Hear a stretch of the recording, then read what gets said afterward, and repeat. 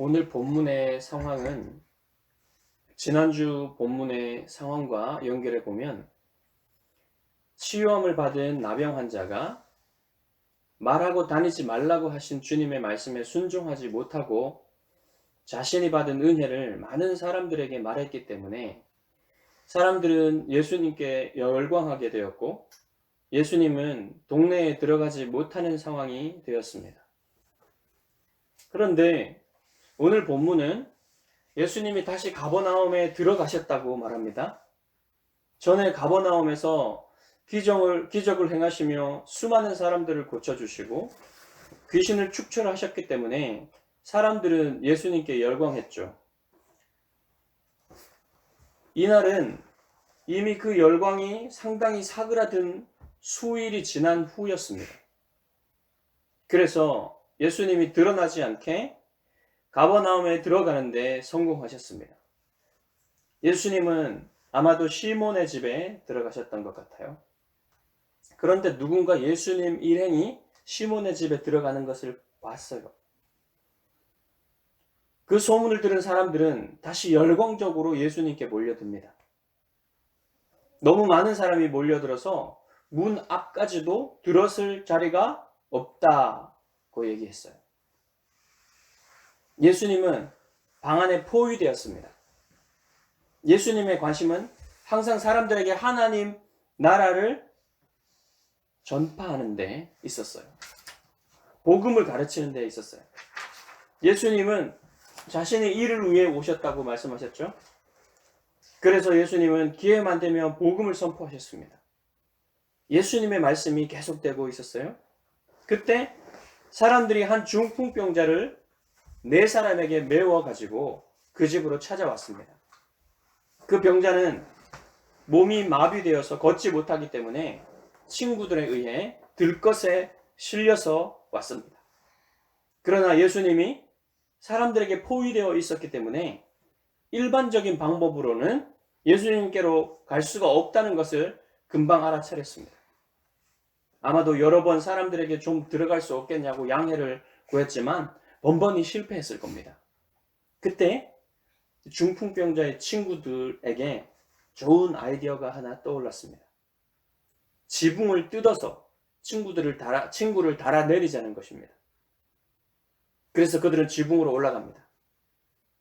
그 집은 아마도 고대 팔레스타인의 대부분의 집처럼 계단을 통해 평평한 옥상으로 올라갈 수 있는 구조였을 거예요. 1층으로 된 대부분은 1층으로 된 복층 구조였는데 바닥층은 가축의 우리로도 쓰고 가사 노동을 할 수 있는 공간이에요. 그리고 복층이죠. 복층은 사다리로 올라가는데 그 사다리 위로 올라가면은 생활 공간이 있어요.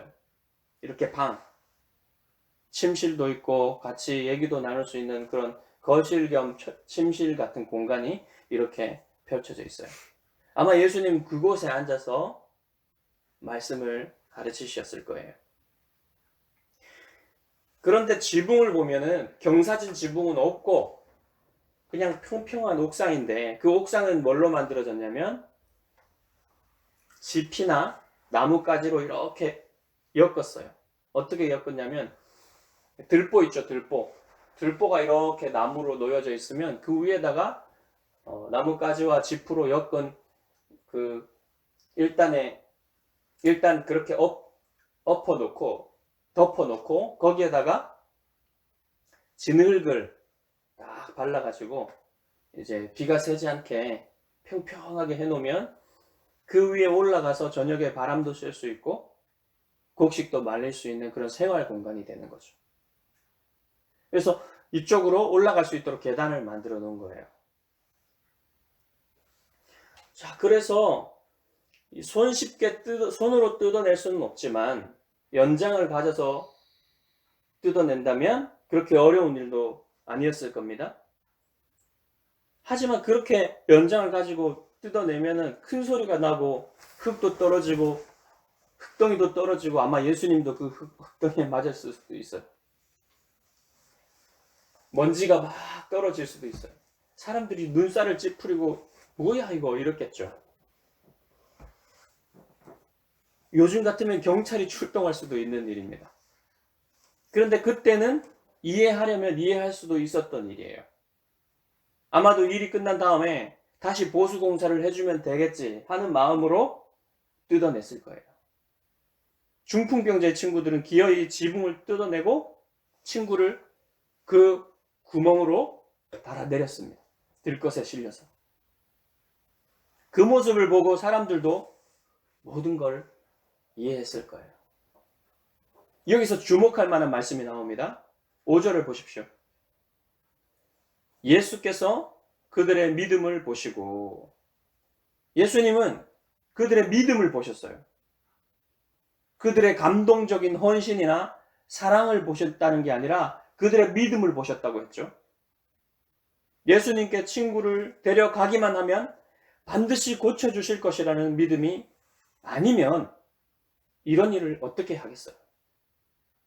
친구의 치료를 위해 예수님의 능력을 의지하려는 결심이 이 지붕을 뜯어내기에 이른 겁니다.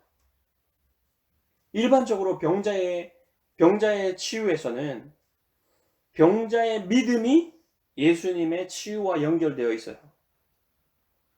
하지만 오늘 이 중풍병자의 치유 사건에서는 병자의 믿음이 아니라 그 친구들의 믿음이 초점이 맞춰집니다. 이 병자의 친구들은 다른 사람을 위해 자신들의 믿음을 예수님께 드리고 있어요. 물론 그 중풍병자의 믿음도 포함되지만 믿음을 실제적인 행동으로 표현한 사람은 그 병자가 아니라 그 친구들이었습니다. 그래서 마가는 5절에서 예수께서 그들의 믿음을 보셨다고 말합니다. 확실히 그 친구들의 믿음은 칭찬받을 만한 믿음이었죠. 예수님이 보기 원하시는 건 여러분의 믿음입니다. 사람들은 감동적인 행동을 하면 박수를 치죠. 그렇지만 예수님은 믿음을 보세요. 아무리 감동적인 행동도 예수님을 의지하는 믿음이 빠져 있다면 영적인 선이 될 수가 없습니다. 도덕적인 선은 될 수 있지만 영적인 선은 될 수가 없어요. 믿음은 행동만으로는 판단하기가 힘듭니다. 더구나 인격 대 인격으로 만나서 많은 시간 함께 있어 보지 않으면 알기가 쉽지 않아요. 그 사람이 진짜 믿음이 있는지 없는지. SNS 상에서 보이는 모습만으로 사람을 알기 힘들고 진실은 자주 왜곡됩니다. 사람은 자신의 마음도 제대로 알기 힘든 존재죠. 그래서 수많은 심리학 책들이 지금도 날마다 쏟아지고 있는 거예요. 자신의 마음도 잘 모르기 때문에 그런 심리학 책들이 필요한 거죠. 그런 존재가 어떻게 다른 사람의 마음까지 알 수 있겠습니까? 그래서 한 사람의 믿음이 확인되려면 교회 공동체 안에서 실제적인 헌신과 사랑을 나타내야만 합니다. 주님은 정확히 누구에게 믿음이 있는지 아시죠? 하지만 사람들은 그 사람이 믿음을 고백하는 것만 가지고는 알 수가 없어요. 고백에 따르는 보이는 헌신이 있어야 됩니다. 예수님은 믿지만 교회는 나가지 않기로 결심한 가나안 신자는 사실상 주님의 몸된 교회 공동체에 대한 헌신을 포기한 것이나 마찬가지입니다. 가나안 신자들은 속히 하나님의 말씀을 바르게 증거하고 가르치며 세례와 성찬이 바르게 시행되는 교회를 찾아서 주님의 몸된 교회의 일원이 되어야 합니다. 보이지 않는 우주적인 교회 또는 보편 교회는 보이는 교회 공동체를 통해서 그 실체가 확인이 됩니다.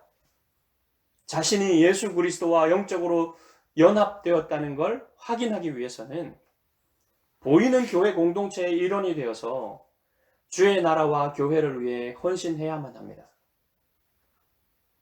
믿음의 역사와 사랑의 수고와 소망의 인내가 실제적으로 확인되려면 교회 공동체의 연합에 참여해야 합니다.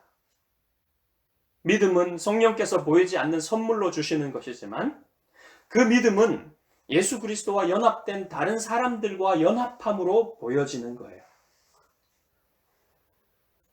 하지만 그 친구들의 믿음을 칭찬하는 것이 오늘 본문에서 핵심적인 부분은 아닙니다. 그보다 더 중요한 것이 있어요. 예수님은 그 친구들의 믿음을 보시고 그 중풍병자에게 말씀하십니다. 작은 자야, 내 죄가 용서받았다. 예수님이 그 중풍병자에게 작은 자야 라고 부르신 것은 친밀한 느낌을 주는 말이에요. 야이로의 집으로 가시던 예수님의 옷자락을 만져서 혈루증에서 자유케 된 여인을 돌아보시면서 따라라고 하신 그 모습과 비슷한 겁니다. 그때도 예수님이 따라라고 부르실 때 친밀하게 부르신 거예요. 두려워 떨고 있었던 일이 어떻게 될까? 그 두려움에 떨고 있었던 그 여인에게 예수님이 따라라고 불러주심으로써 그 여인의 마음을 풀어주셨고 예수님이 따뜻하게 불러주신 거죠. 예수님이 이렇게 한 번도 만난 적이 없는 사람에게 특별한 친밀감을 보여주신 것은 그 중풍병자에게 죄가 용서받았다는 확신을 주시기 위해서입니다. 작은 자야, 내 죄가 용서받았다고 말씀하실 때 그냥 아무런 따뜻함이나 긍휼의 마음이 없이, 요즘 말로 영혼 없이 내 죄가 사해졌다, 이렇게 말씀하시는 게 아니죠. 정말로 죄를 용서해 주신다는 것을 그 중풍병자가 느낄 수 있도록 친밀하게 불러주신다는 말입니다.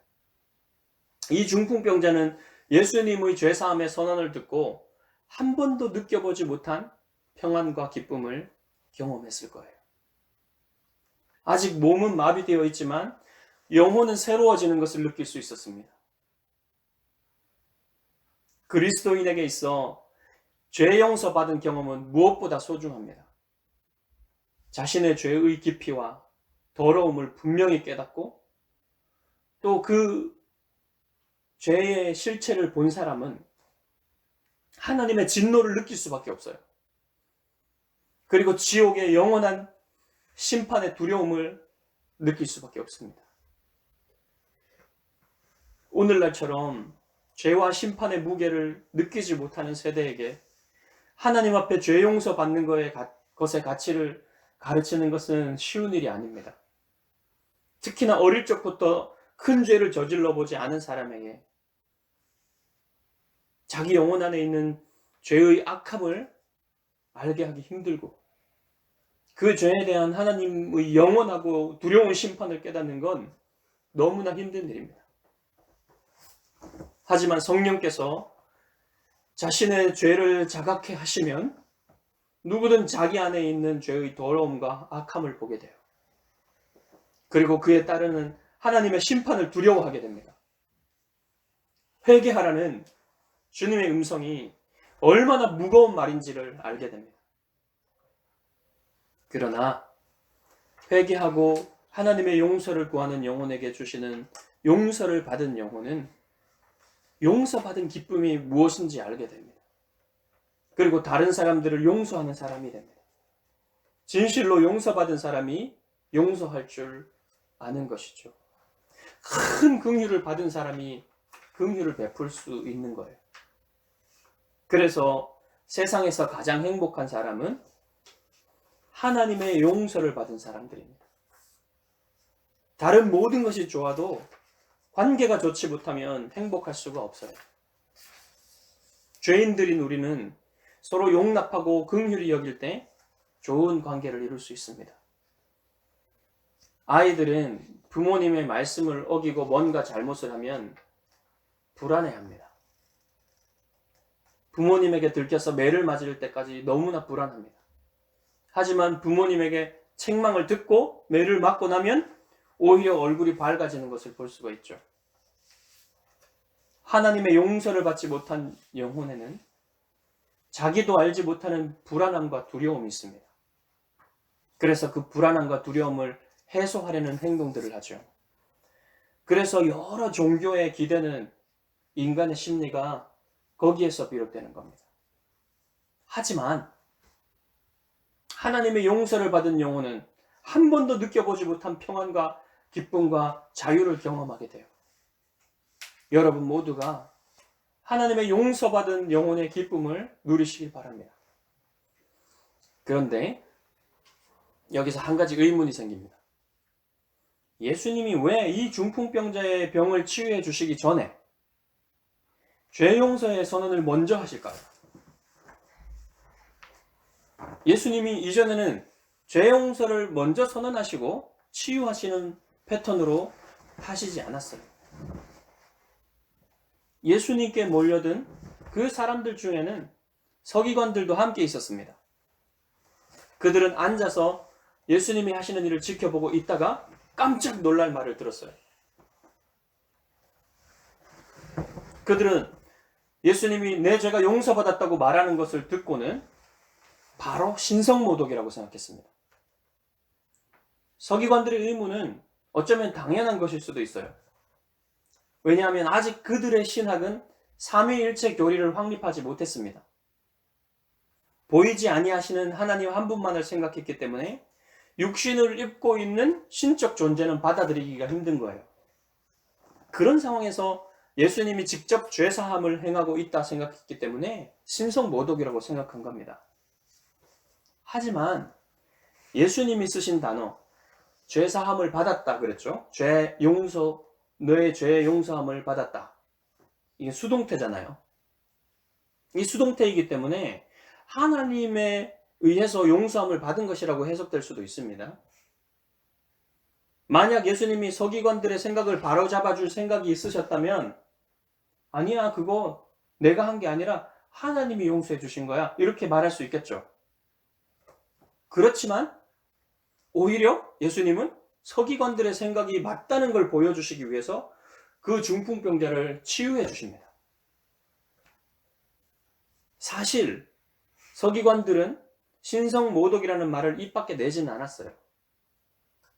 아직까지는 예수님과 직접적으로 대립하지는 않았다는 겁니다. 하지만 이 일로 인해서 서기관들과 예수님의 대립이 본격화돼요. 사실 이전에 나병 환자를 고쳐주시면서 만지셨죠. 만지시는 것은 레위기의 정결법을 직접적으로 어기는 게 됩니다. 이것 때문에도 벌써 대립이 시작되는 거예요, 사실은. 자, 그들의 마음속에 있는 생각을 아신 예수님이 오히려 먼저 그들에게 물으십니다. 왜 너희는 마음속으로 그런 생각을 하고 있느냐? 중풍병자에게 내 죄가 용서받았다고 말하는 것과 일어나 내 침상을 가지고 걸어가라고 말하는 것 중에 어느 것이 더 쉽겠느냐? 어느 것이 더 쉬워요?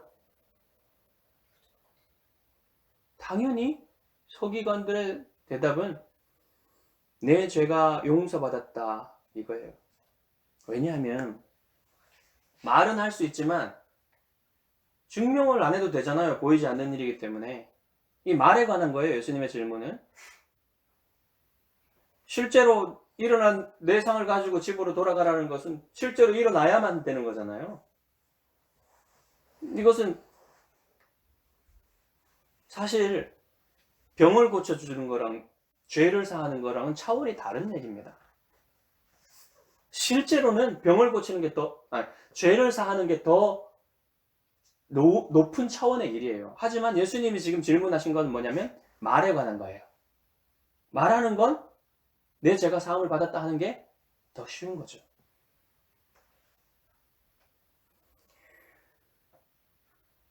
그래서 예수님은 서기관들의 대답을 기다리시지 않고 바로 의도를 밝히십니다.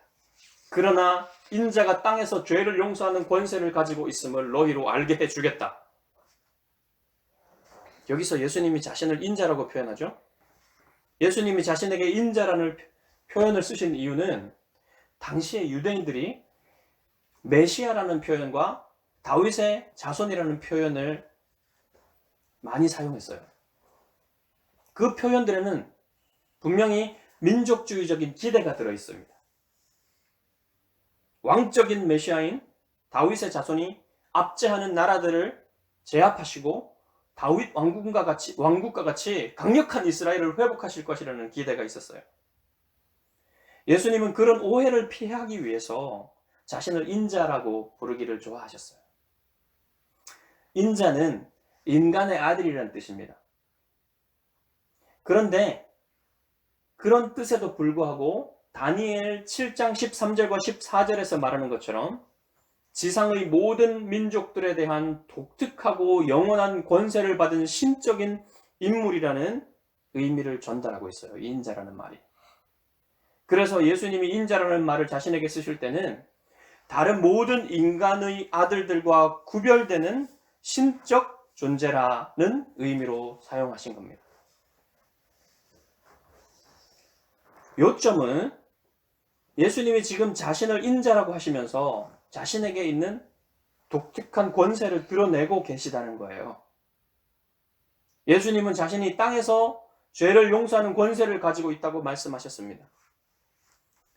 예수님의 죄를 사하시는 권세가 땅에서만 있다는 게 아니라 오히려 하늘에 속해 있는 이 권세가 이제 예수님이 이 땅으로 내려오심으로 말미암아 이 땅에서도 행사되고 있다는 걸 말하는 거예요. 다니엘 7장 14절을 보겠습니다.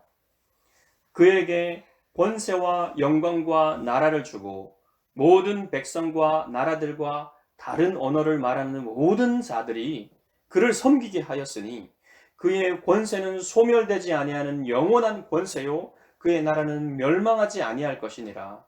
이 말씀에 의하면 인자는 땅 위의 모든 민족과 나라들을 다스릴 신적 권위를 하나님으로부터 받았습니다. 예수님은 바로 내가 그 인자다. 이렇게 말하는 거예요. 그리고 죄를 사하는 권세도 내게 속해 있다. 라고 말하고 계신 겁니다. 이 주장을 처음 들은 그 사람들은 매우 놀랐어요. 이 주장은 매우 거침없고 대담한 주장이었거든요. 그래서 서기관들에게 자신이 죄사함의 권세를 가졌다고 거침없이 주장하신 다음 곧바로 그 중풍병자에게 말씀하십니다. 내가 내게 이르노니 일어나 내 상을 가지고 집으로 가라. 예수님이 명령하실 때 세 개의 동사를 사용하셨어요. 일어나, 가지고, 가라. 그 중풍병자가 어떻게 했는지 보십시오.